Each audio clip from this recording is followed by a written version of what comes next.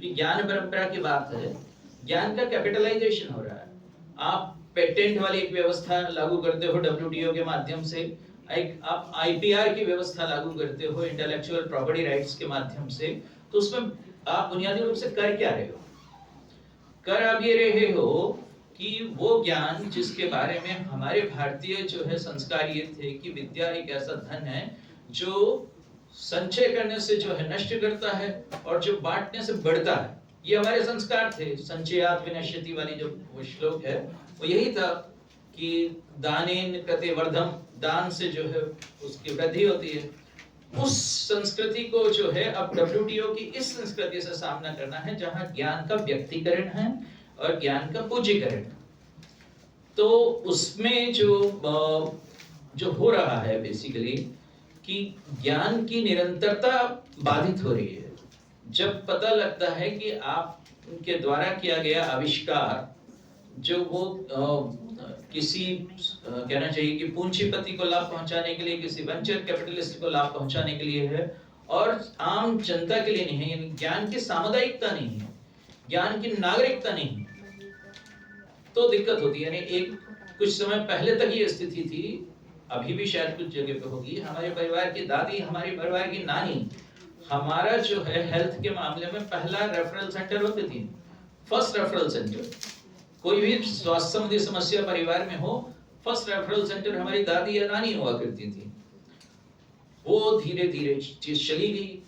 वो जो कहना चाहिए कि हमारे पीढ़ियों से, एक पीढ़ी से दूसरी पीढ़ी के पास जो ज्ञान का जो है संचरण होता था वो इसलिए हो पाता था कि ज्ञान जो है उसकी वो एक सामाजिक पूंजी थी, एक सोशल कैपिटल थी। वो इस तरह से निजीकरण उसका नहीं किया गया था। तो ये एक समस्या भारतीय ज्ञान परंपरा के लिए है कि क्या हम लोग उस ज्ञान के उस मॉडल से जो कि पश्चिम ने विकसित किया है उसकी तुलना में हम एक ऐसा मॉडल तैयार कर सकते हैं कि जहां पर ज्ञान की ये नागरिकता, ज्ञान की ये सामाजिकता, ये सोशलिटी रहे। और यदि ऐसा हम लोग कर पाते हैं तो मुझे लगता है कि हम लोग अपने भविष्य को नए तरह से निर्मित कर सकेंगे।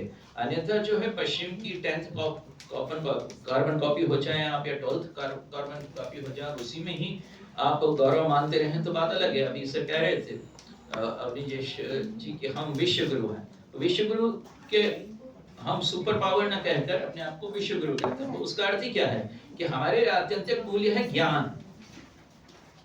हमारे लिए शक्ति मूल्य नहीं है, हालांकि हम शक्ति के पूजक हैं, लेकिन वो पावर वाले अर्थ में जो शक्ति है वो एनर्जी के अर्थ में नहीं सर, आप जो कह रहे तो ऊर्जा, हाँ, वो जो हेजेमनी है उसकी, तो उस वो हमारा लक्ष्य नहीं था। हमारा लक्ष्य तो यही था कि ज्ञान की एक प्रजातांत्रिकता हो जो अधिक से अधिक लोग में फैले।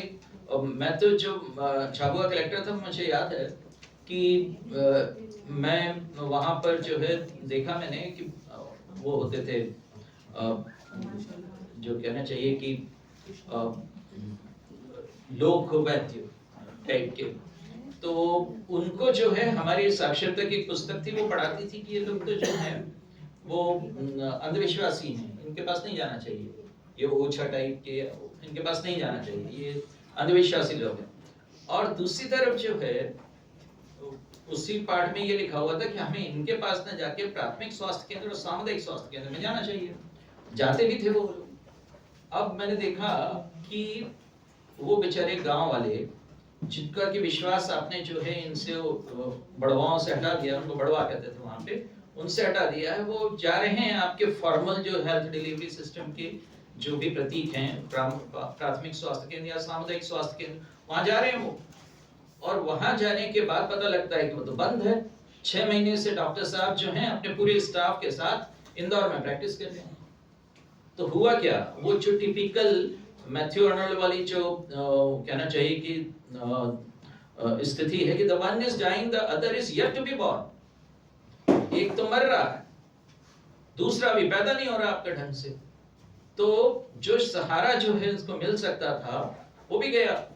मैंने बड़वाओं के फिर सम्मेलन किए, वो भी इसलिए किए कि मैंने देखा कि पश्चिम से जो है सीबा गायकी और मार्को मिंटा उसके लिंटास के लोग आए हुए थे।